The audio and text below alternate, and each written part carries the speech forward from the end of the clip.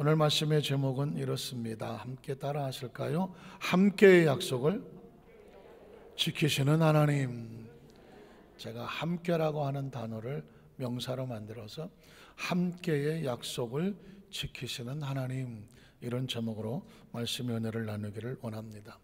가끔 우리 성도님들에게 이런 질문을 할 때 조금 곤혹스럽기도 하고 미안하기도 한데, 그럼에도 불구하고 꼭 질문을 해야 될 때 이 질문을 할 수밖에 없는데요. 혹시 여러분 지난주 설교 제목을 기억하십니까? 송가대에서는 나와야 되지 않습니까? 지난주 설교 제목을 기억하시는가라고 물었습니다.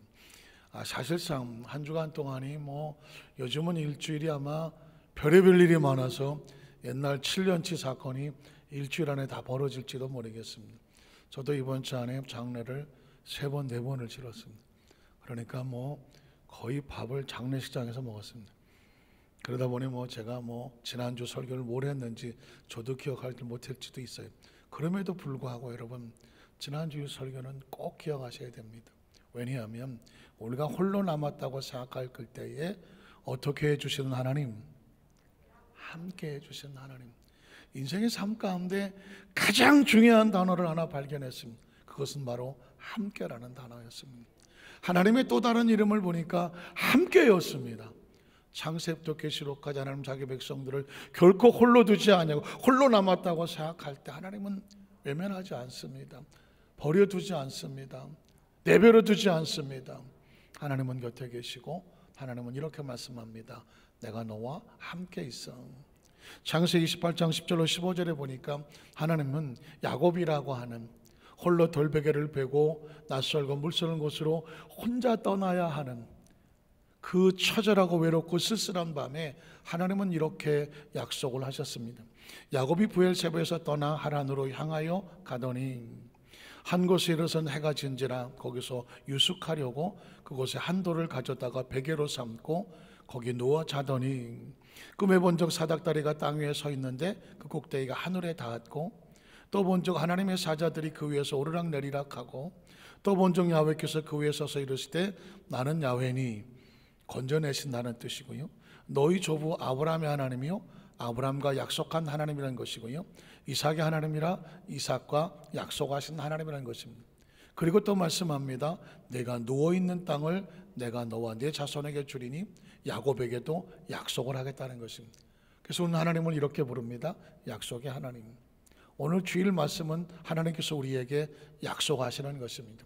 하나님은 야곱에게 이렇게 약속합니다. 내 자손은 땅의 티끌같이 되어서 내가 서쪽과 동쪽과 북쪽과 남쪽으로 퍼져나가게 될 것이다. 아멘을 안 하시더라고요. 왜 그럴까 했더니 살이 퍼지는 줄 알고, 살이 동서남북으로 퍼지는, 살이 퍼지는 게 아닙니다. 그 사람의 삶이 하나님의 복을 받아서 동서남북으로 뻗어나갈 수 있도록 하나님께서 약속을 하는 것입니다.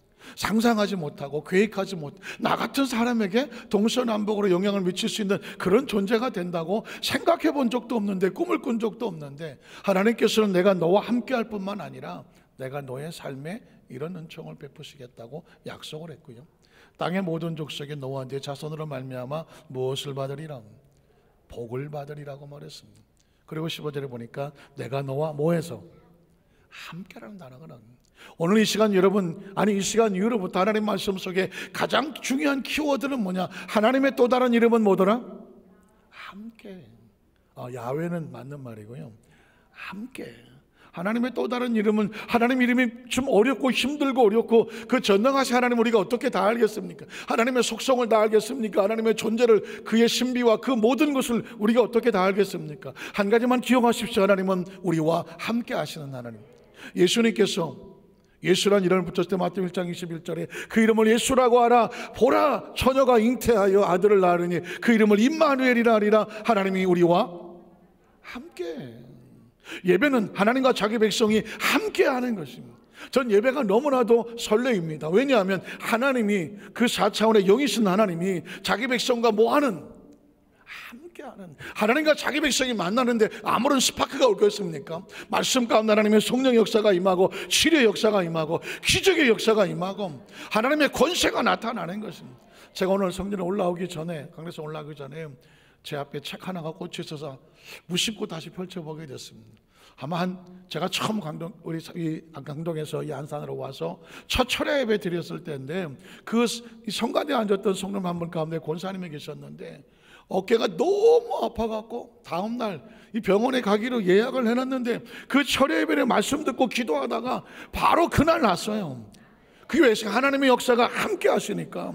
그 다음날 그래서 그 병원에 가겠다는 약속이 취소가 돼버렸다고요. 얼마나 감사해요. 바로 그 다음 주일날은 그분이 유행성 출혈열이 걸려서 미각을 잃어버렸어. 사실 유행성 출혈열은 뭐 군인들이나 조심하는 건데 어떻게 들어왔는지 모르겠는데 권사님께서 그 유행성 출혈에 걸려서 미각을 다 잃어버렸다는 거예요. 아마 오래 있으면 우리 성도님 다 아시겠지만, 그래서 맛을 몰랐던 분인데, 그 다음 주 철야배 또 철야배 때 말씀을 듣고 함께 안수하고 기도하는데, 하나님께서 그 입술을 붙잡아서 새방언을 터지게 하더래. 혀를 붙잡아서 터지게 하시더니 그 가운데 하나님이 마음을 주시는데 뭐냐, 네 혀가 나았다는 것입니다. 그리고 다음날 가서 음식을 먹는데 맛이 돌아왔다는 거예요. 그래서 제가 그분이 간증해 놓은 책에 그 내용이 있더라고요. 그래서 내가 그래, 하나님이 자기 백성과 만나는데 그냥 갈 일은 없어요. 하나님께서 사모하는 자기 백성들에게 기적의 역사를 베풀어 주시는 줄로 믿습니다. 어떤 성도님은 남편이 도무지 너 교회 가면 안 된다고 하도 그래갖고 허리가 아파서 복대를 차고 나오셨는데, 오늘 가서 그 나와서 오지 않으면 다음 주부터는 교회 못 갈 줄 알라고 남편 되는 집사님께서 항상 권사님 그 집사님을 모시고 교회에 왔는데, 그날따라 투정을 부리는 거야. 아이고 힘들어, 당신 혼자 가, 허리도 아프면서 뭘 교회를 가지마. 그래서 그냥 그 복대를 차고 나오니까 뒤통수에 대고, 오늘 가서 안 낳고 오면 다음부터 가지마. 그래갖고는 이 집사님께서 허리에 복대를 차고 남편이 이 부축도 안 해주니까 힘들어서 그냥 와서 울고 앉아서 기도하는 거예요. 그런데 말씀이 끝나고 기도하는 가운데요, 누가 자기 허리를 자꾸 만지더래. 누가 만지겠어? 놀래서 눈을 떠보니까 아무도 안 만지는데 그냥 자기 허리를 뭔가 뜨겁게 그냥 만지는 거. 근데 성령님이 역사하시는구나. 그게 너무 뜨거워서 복대를 불러버리고 그냥 성전을 나갈 때 어떻게 나가시나 아십니까? 그 허리에 통증이 깨끗이 나와서 복대를 흔들고 나오더라고. 그리고 와서 집에 가서 말했더니 거봐 오늘 났다고. 그 다음 주에 남편이 따라 나왔어요. 여러분 보십시오. 하나님의 함께라는 것은 지금도 우리 가운데 기적의 역사를 베풀어 주시는 줄로 믿습니다. 오늘 하나님께서 이 함께 하시다는 약속을 야곱에게 주셨는데, 그 야곱이 16절에 보니까 이런 고백을 합니다. 그 다음 절을 보면 야곱이 잠이 깨어 이르되 하나님께서 과연 어디도 계시더라, 여기도 계시더라는 거예요. 이제까지는 몰랐어. 크리스찬이란 뭐냐, 하나님이 지금 여기도 계신 것을 느껴내는 것, 그것을 확신하는 것, 그것을 고백해내는 것, 그게 크리스찬이에요. 예수님을 구주로 믿으시면 아멘 하시기 바랍니다. 크리스찬은 그냥 교회 다니는 성도가 아니에요. 교회에서 봉사하는 성도 정도가 아니라니까.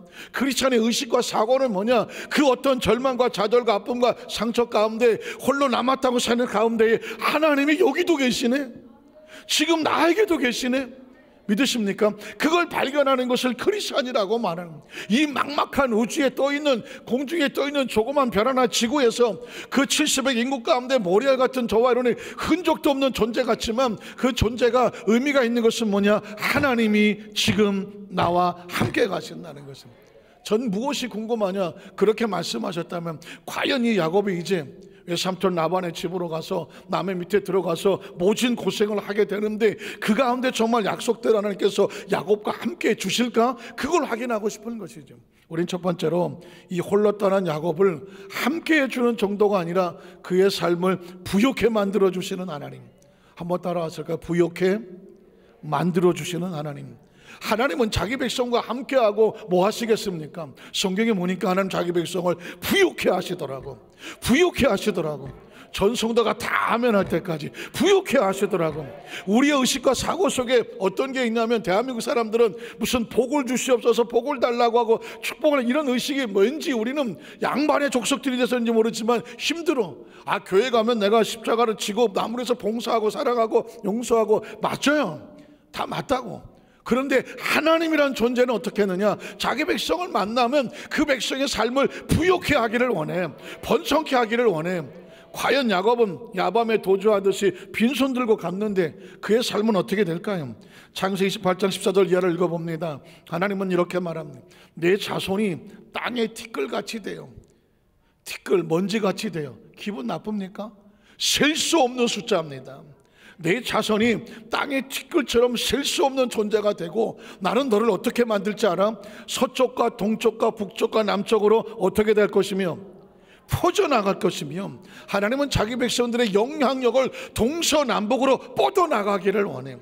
야곱이 무슨 이름이 있습니까? 그게 무슨 백그라운드가 있습니까? 지금 형에게 쫓겨서 몰래 야반 도주를 치는 홀로 남은 존재입니다. 근데 하나님이 함께 하시면 말합니다. 절망하고 낙심하지 마라. 너의 미래를 내가 알고 있는데 미래를 내가 복 있게 할 거예요. 하나님은 뭘까요? 인간은 미래를 알지 못하죠. 저와 여러분 시간과 공간을 초월하지 못하기 때문에 인간의 한계는 미래를 모른다는 것입니다. 그런데 시간과 공간을 초월한 하나님은 우리의 미래를 알고 있는 것이죠. 우리가 믿는 하나님은 창조주이기 때문에 믿는 것이고, 우리가 하나님께 나오는 무엇을 기도하는 걸까? 우리의 미래가 누구의 손에 있습니까? 확실하십니까? 확실하십니까? 미래가 하나님 앞에 있는 것을 믿는다고 하면 현재 중에도 절망하지 않냐고 미래를 불안해하지 않습니다. 왜냐, 하나님께서는 지금 불안해하는 야곱에게 미래를 약속하는 것. 너의 미래는 너와 내 자손의 땅의 모든 백성들이 복을 받게 될 거라고 말하고 있습니다. 계속 성경은 기록 나갑니다. 그 다음 절에 보면 라헬이 요셉을 낳았을 때에 야곱이 라반에게 이르되 나를 보내어 내 고향 나의 땅으로 가게 하시되 내가 외삼촌에서 일하고 얻은 처자를 내게 주시어 나로 가게 하소서. 앞만 봐도 내가 외삼촌이 아니라 외삼촌, 야곱의 외삼촌 라반의 밑에서 아무리 일을 해도 외삼촌이 이 핑계 저 핑계 대고 삭슬 주지를 않아요. 삭슬 주지를 않아. 다시 말해서 돈을 주지 않았고 재물을 늘어갈 수 있도록 만들어 주지를 않아. 하나님은 반드시 내가 너를 복되게 하고 번성케 하겠다고 말했는데, 현실은 복은커녕 먹고 살기도 힘들어. 내 재산을 얻을 수가 없어. 그래서 야곱의 외삼촌에게 하소연하는 겁니다. 내가 외삼촌에게 그동안 어떻게 했었습니까? 아시지 않습니까? 그 다음 절을 보면 라반이 그에게 이르실 때 야훼께서 너로 말미암아 내게 복 주신 줄을 내가 알았다. 알기는 뚫어지게 알아. 야곱이 들어오고 나니까 집안에 복이 넘쳐나기 시작을 했어. 근데 라반이 그래서 너 때문에 내가 복을 받은 줄을 알아. 그런데 네가 나를 사랑스럽게 여기거든 딴 데 가지 말고 그냥 여기 있어. 거기. 지금 라반이 지금 야곱을 달래기 시작하죠. 그냥 여기 있어. 이유가 뭘까요? 그 다음 절에 보면 자, 또 이르되 내 품삯을 정하라. 이제까지는 삭도 없었어. 돈도 안 주고 그렇게 부려 먹은 거예요. 사실 야곱의 이름이 뜻이 뭘까요? 사기꾼이야. 잔머리 꾀돌이야. 어떻게든지 머리 굴려서 남의 것을 잘 갖다가 쓰는 양반인데, 오죽하면 에서의 장자권까지도 잔머리를 잘 굴려서 자기 것으로 만들었잖아. 아마도 야곱은 이랬을 거야. 내 머리 가지고 어디 가서 내가 절대 내가 빌어먹고 살겠냐. 내 머리 하나면 기가 막힐 거예요. 그랬더니 여러분 아십니까? 뛰는 놈 위에 나는 놈 있고, 나는 놈 위에 붙어가는 놈이 있어. 나는 놈 위에 붙어가는 놈이 있어. 야곱은 긴다 딴다 긴다 나는 사람이거든. 그런데 야곱에게 붙어가는 놈이 하나 생겼어. 그게 라반이야. 손 하나 까딱 안 하고 야곱을 부려먹었어. 나중에 나오겠지만 10번이나 얼마 줄게 조금만 참고 이래. 얼마 줄게 10번이나 주고 한 푼도 안 줬어. 그래서 이제 내가 품삯을 정하라. 내가 그것을 주리라고 말했습니다.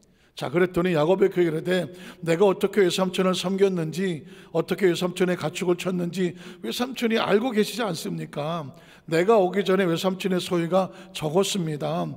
근데 지금 번성하여 때를 이뤘으니 내 발이 이르는 곳곳마다 야훼께서 외삼촌에게 복을 주시지 않았습니까?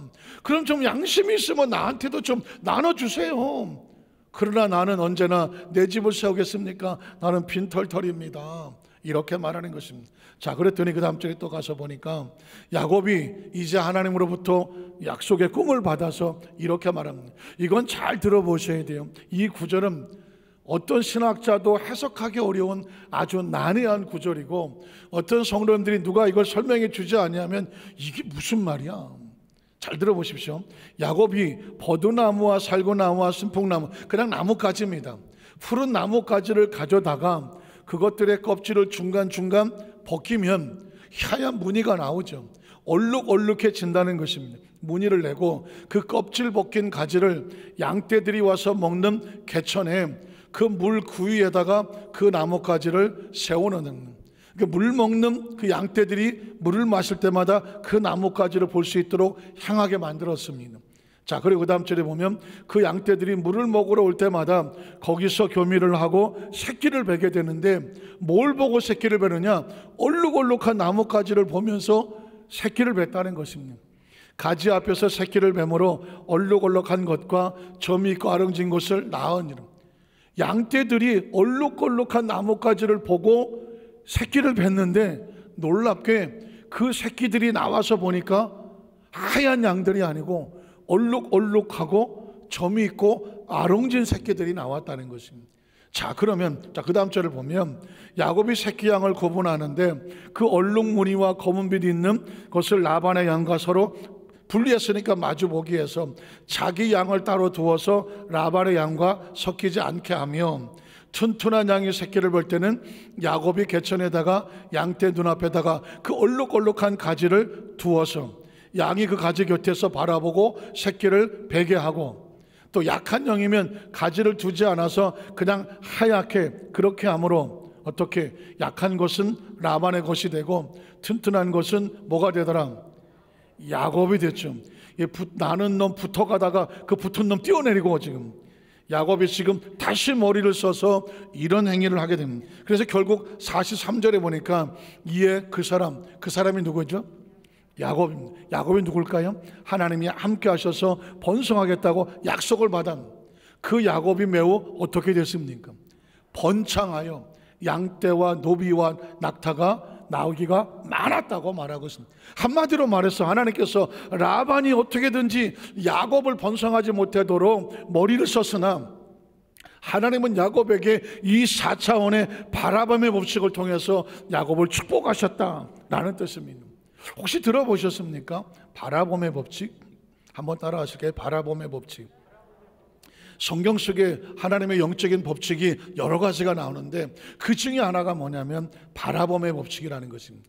놀라운 것은 사람은요, 어떤 것을 바라보면 마음이 생겨요. 우리나라 속담이라고 말해야 될까요? 그냥 사자성어라고 말해야 될까요? 견물 생심이요. 저는 이 단어를 보면서 옛사람들은 왜 이런 생각을 했을까?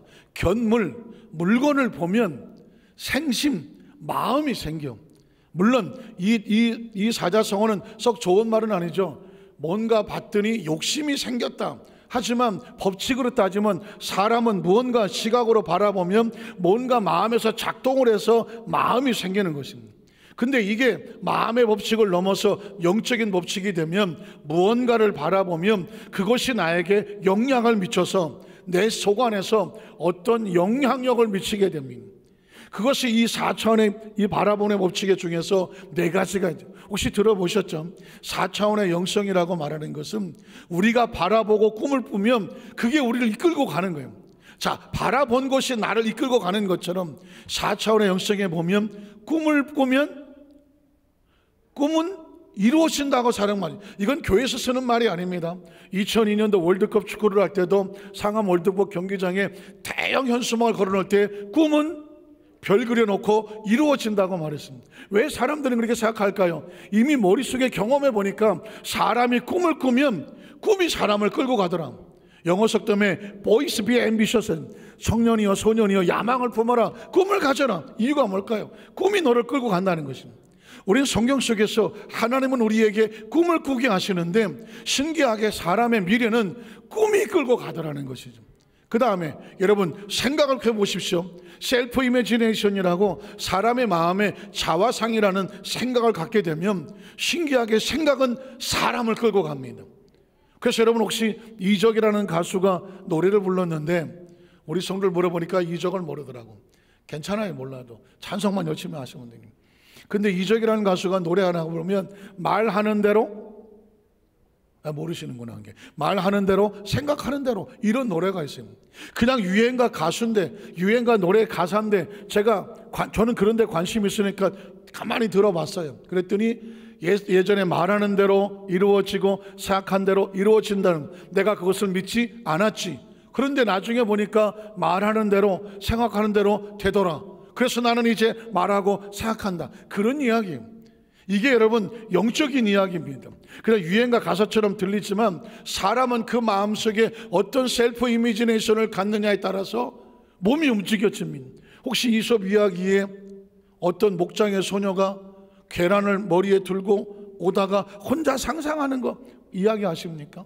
이 계란을 팔아서 멋지고 아름다운 드레스를 사야지, 드레스를 사고 구두를 예쁜 걸 입어야지, 그리고 내가 파티에 가면 많은 그 젊은 총각들이 나를 향하여 오겠지, 누군가 나에게 춤을 셀리 댄스 하면서 춤추자고 그러겠지, 그럼 나는 좀 몇 번 튕기겠지, 그러다가 마음에 드는 친구가 있으면 내가 손을 내밀겠지, 그리고 둘이 함께 모여서 춤을 추겠지. 나는 아마 이렇게 돌 거야. 돌다가 어떻게 됐나요? 계란이 다 꼬꾸라졌죠. 사람 웃깁니다. 여러분 보십시오.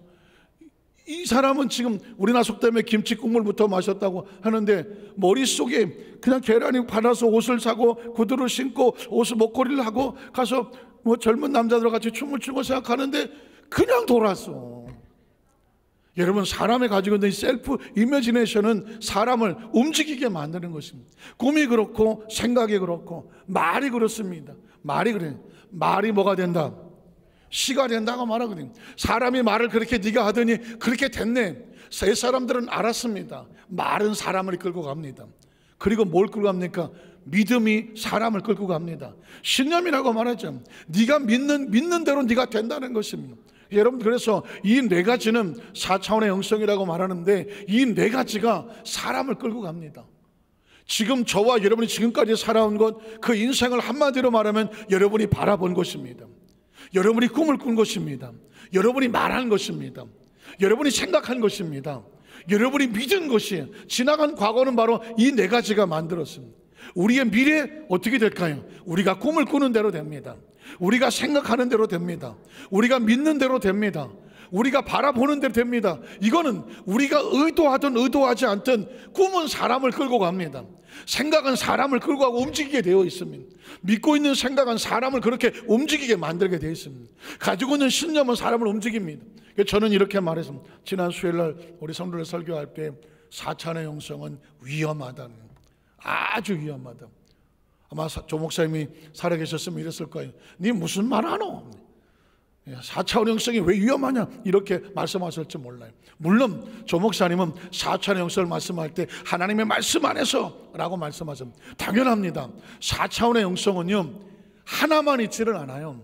4차원의 영성은 하나님 안에 영성이 있고요, 마귀의 영성이 있고요, 그리고 인간의 영도 4차원을 겁니다. 그렇기 때문에 제가 위험하다고 말하는 것은 4차원의 영성이 강력하기 때문에 꿈에 걸리면 다 꿈에 끌려갑니다. 생각에 붙잡히면 생각에 다 끌려갑니다. 여러분이 무슨 말을 하든지 말에 끌려가게 되어 있습니다. 여러분이 무엇을 믿든지 그 믿음이 우리를 끌고 갑니다. 자, 왜 위험하냐? 이게 강력하기 때문에 하나님의 말씀에 끌리지 아니하고 마귀의 유혹에 빨린다, 인간적인 유혹에 끌려간다, 그래서 무너진다는 것입니다. 다윗이 왜 바세바를 바라보기만 했는데 무너졌습니까? 하나님의 사람인데 그 젊은 여성의 나체로 목욕하는 모습을 그냥 바라본 것은 마음에 생각이 생기죠. 생각은 어떻게 할까요? 그 사람의 욕구를 만들어냅니다. 그리고 욕구가 그를 끌고 갑니다. 그 천하의 다윗이 사람 하나 잘못 보고 그 장면 하나 잘못 봤다가 그 젊은 그 남의 아이를 데려다가 어떻게 합니까? 동침을 했다고 말했습니다. 신기한 것은 뭐냐면 나단이라는 선지자가 와서 다윗에게 왕이 무슨 짓을 했는지 아냐고 물었을 때 모르고 있다는 것입니다. 사람은 자기가 움직이지 않습니다. 생각이 움직입니다. 사람은 꿈이 끌고 가는 겁니다. 자기가 믿는 게 끌고 가는 겁니다. 자기의 사고를 바라보는 게 끌고 가는 겁니다. 그렇기 때문에 다윗의 이성이 이렇게 말합니다. 내가 지금 뭘 잘못했는지 자기는 모르는 겁니다. 비로소 나단의 선지자 얘기하니까 그때 땅을 치며 꼬꾸라지며 하나님 나를 용서해 주십시오. 그게 시편 51편입니다. 이 이야기는 뭐냐면 저와 여러분이 삶을 살아왔지만 우리가 산다는 게 뭘까? 산다는 게 뭘까? 난 도대체 어떻게 살아온 걸까? 난 지금 뭘 산다고 말하는 걸까? 내 인생의 미래는 어떻게 되는 걸까? 운명과 팔자가 아닙니다. 하나님은 성경 속에 놀라운 법칙을 해놓았습니다. 한 인간은 바라보는 것에 끌려가, 인간은 꿈을 꾸는 것에 끌려가, 인간은 말하는 것에 끌려가, 인간은 그 마음속에 믿는 것에 끌려가. 그러니까 함부로 꿈꾸지 말고, 함부로 말하지 말고, 함부로 마음속에 두지 말고, 함부로 아무거나 믿지 마라. 이게 성경에서 말하는 뒤집어 말하는 것입니다. 하나님 약속 안에서 바라보고, 하나님 안에 약속 안에서 꿈을 꾸고, 하나님 약속 안에서 가슴에 품고, 하나님 약속 안에 믿음으로 나가. 그래야 그 생명이 안전한 것입니다.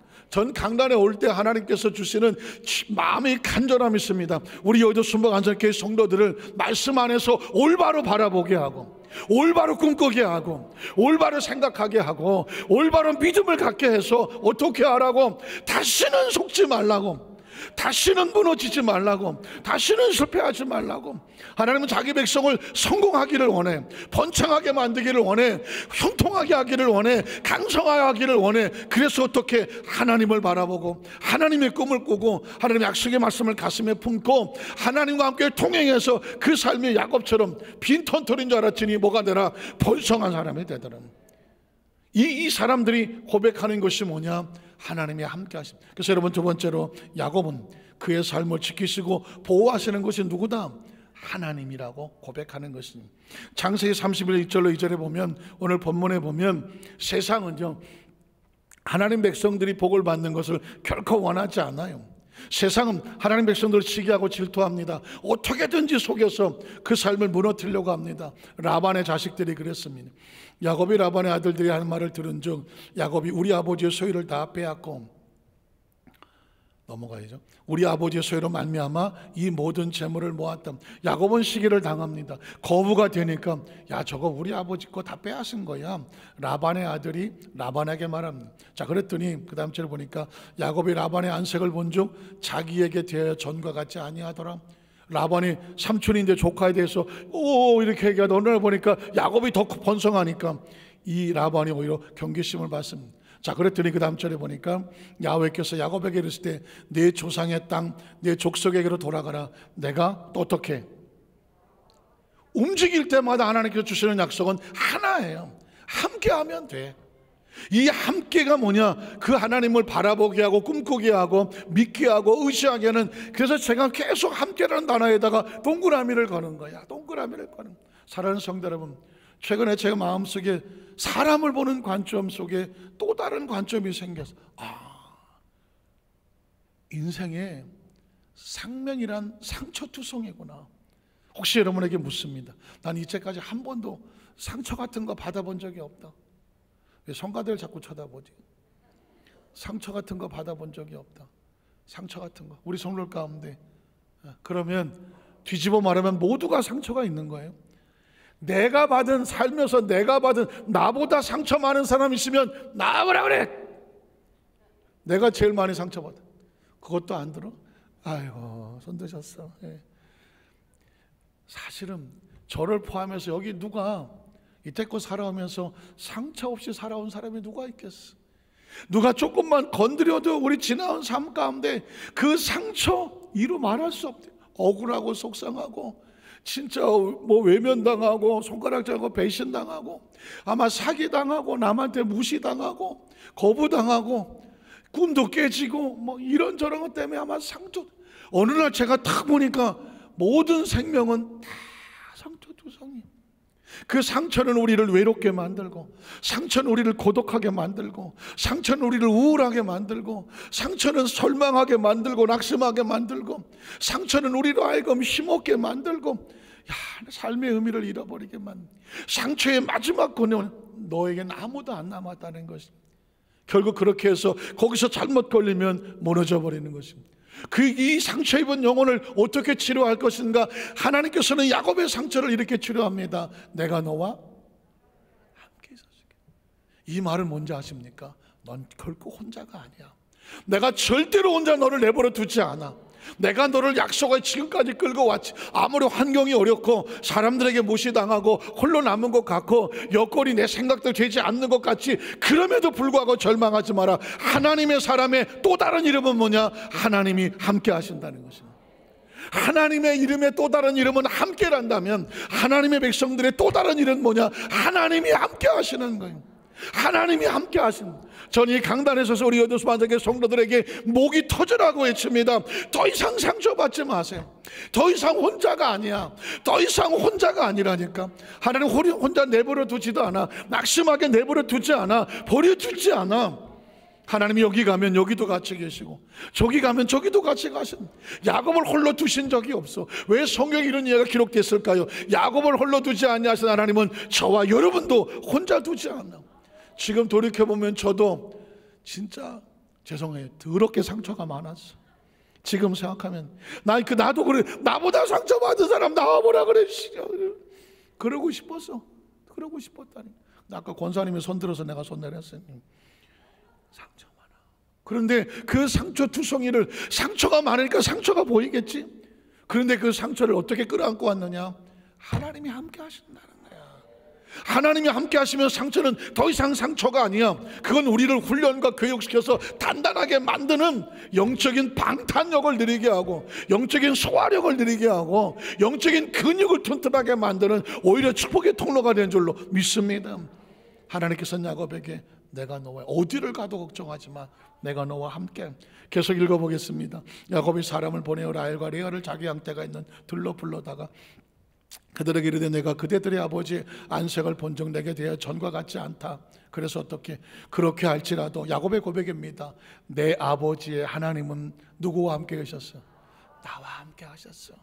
저는 우리 여도순방 안석교회 성도들이 아무리 세상에서 핍박을 당하고 누가 뭐라고 하고 누가 억울한 일을 당하고 속상한 일을 당해도 그 사람을 붙잡고 저놈의 새끼 그게 아니라, 그럼에도 불구하고 내 아버지 하나님, 약속의 하나님은 여전히 나와 함께 계시고 나를 안고 계시고 나를 지켜주시고 나를 보호하심을 믿습니다. 그래 어떻게 상처받지 않아. 더 이상 쓸쓸하고 외롭지 않아. 이겨낼 수가 있어. 성경은 우리에게 그 메시지를 주고 있는 것은 내 아버지 하나님은 나와 함께 계셨느니라. 그대들도 알거니와 내가 힘을 다하여 그대들의 아버지를 섬겼거늘 그대들의 아버지가 나를 속여 품삯을 얼마나 10번이나. 그 잔머리가 좋은 야곱도 꼼짝없이 라반에게 당해서 내가 다음에 줄게. 또 올려준다니까. 이번만 열심히 해봐. 거기에 10번을 속았다는 것입니다. 그랬더니 그 다음 절에 보니까 그러나 하나님이 그를 어떻게 줬다고? 막아주셨어. 함께 하신 하나님은 막아주시는 하나님. 함께 하신 하나님은 나를 뭐하지 못하게 하셨어? 해치지 못하게 하셨어. 그러니까 지금까지 우리가 여기까지 살아온 거지. 그 다음 절을 보면 그래서 그가 이르기를 점 있는 곳이 내 삭시 되리라. 이 야곱이 그 나뭇가지를 얼룩덜룩 만들어서 양떼 앞에 세운 것은 야곱의 생각이 아니라 누구의 생각입니까? 하나님의 생각이야. 이 이야기는 강력합니다. 하나님께서 우리에게 바람을 없이고 주는, 여러분이 바라보고 꿈꾸는 것 하나님 말씀 안에서 바라보면 뭐가 되리라? 내 삭시 될 것이다. 욕심이 아닙니다. 유혹이 아닙니다. 하나님 말씀에 근거해서 약속의 말씀을 받으면 그 말씀을 가지고 바라봐라. 그럼 내 삭시 될 것이라. 내 삭시 없이 될 거라고 하면 온 양떼가 낳은 것이 점 있는 것이 되고, 또 얼룩무늬 있는 것이 네 삭시 될 거야. 약속하면 온 양떼가 낳은 것이 얼룩무늬가 있는 것이 되고, 하나님이 이같이 그대들의 아버지의 가축을 빼앗아 내게 주셨다. 하나님이 주셨다고 말씀하는 거예요. 계속 그 양떼가 새끼를 볼 때에 내가 꿈에 눈을 들은, 야곱은 꿈에서 하나님의 메시지를 받은 거죠. 눈을 들어보니까 양떼를 탄 순양은 다 얼룩무늬 있는 것과 점 있는 것과 아롱진 것이었더라. 꿈에 하나님의 사자가 내게 말씀하시기를 야곱아 하기를 내가 대답하기를 여기 있나이다 하며 이르시되 내 눈을 들어보라. 양떼를 탄 순양은 다 얼룩무늬 있는 것, 점 있는 것, 아롱진 것이니라. 라반이 내게 행한 모든 것을 내가 보았노라. 13절 보면 나는 누구의 하나님이다? 베델의 하나님 뭘까요? 하란으로 떠날 때에 내가 너와 함께 있어. 내가 어디로 가든지 같이 있어줄 것이고, 내게 약속을 다 이룰 때까지 내가 너를 떠나지 아니하고 너를 회복하여 다시 이곳으로 데려오게 하리라. 그게 베델의 하나님이거든. 하나님, 내가 거기서 기둥의 길을 벗고 거기서 내게 서원하였으니 지금 일어나 이곳을 떠나서 내 출생지로 돌아가라 하셨느니라. 말씀을 정리하기를 원합니다. 앞으로 계속해서 여러분에게 제가 이 4차원의 영성에 대해서 구체적인 어떤 사례들을 말씀을 드리겠지만, 우리가 이 생명을 가지고 존재하는 한 우리의 지나간 과거는 우리가 바라보고 꿈꾸고 생각하고 믿고, 그리고 우리가 가슴속에 확신했던 것들이 우리를 끌고 온 거예요. 인생은 아주 단순합니다. 알든 모르든 이게 우리를 끌고 온 거예요. 지금 우리 현실과 처지는 내 의지와 상관없이 내가 바라보고 꿈꾸고 생각하고 확신하고, 그것이 좋은 것이었으면 좋은 쪽으로, 잘못된 것이었으면 잘못된 쪽으로 많은 시행착오가 있었을 거예요. 이제 다시는 속지 말자는 것입니다. 하나님 안에서 온전한 것을 바라보시기 바랍니다. 하나님이 꿈을 꾸게 하시는 것을 꿈을 꾸게 하시기 바랍니다.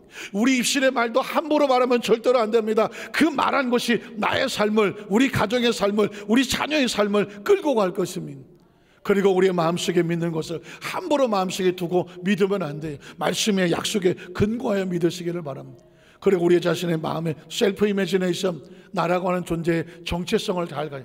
아유, 나는 뭐 아무도 날 인정해 주지 않냐고, 나는 외롭고 상처 입은 영혼이야, 내가 뭐 이렇게 한다고 누가 알아서. NO! 하나님은 자기 백성들이 거룩하기 원합니다. 순결하기 원합니다. 깨끗하기 원합니다. 정결하기를 원합니다. 왜냐하면 그래야 하나님의 축복을 부어 주실 수 있기 때문입니다. 오늘 말씀을 가슴에 끌어안아 놓고 기억하십시오. 하나님은 함께 약속을 반드시 지켜줄 것입니다. 이 성전을 오기 전에 여러분이 한 주간 동안 겪었고 힘들었던 모든 것들, 모든 부정적인 소리, 모든 부정적인 것, 아픔, 상처, 눈물 여기서 다 씻어버리고 이 성전을 나갈 때는 하나님의 약속의 꿈을 가지고, 하나님의 약속의 믿음을 가지고, 하나님의 약속의 언어를 가지고, 약속의 자화상을 가지고 담대하게 나가십시오. 그게 크리스찬의 삶의 모습입니다. 저는 우리 여의도 수만사교회 모든 성도들이 이 말씀을 끌어안고 다시 외롭지 않냐고, 다시 상처받지 않냐고 믿음으로 꼭 승리하시기를 주님의 이름으로 축원합니다. 기도하겠습니다. 하나님 아버지, 감사합니다.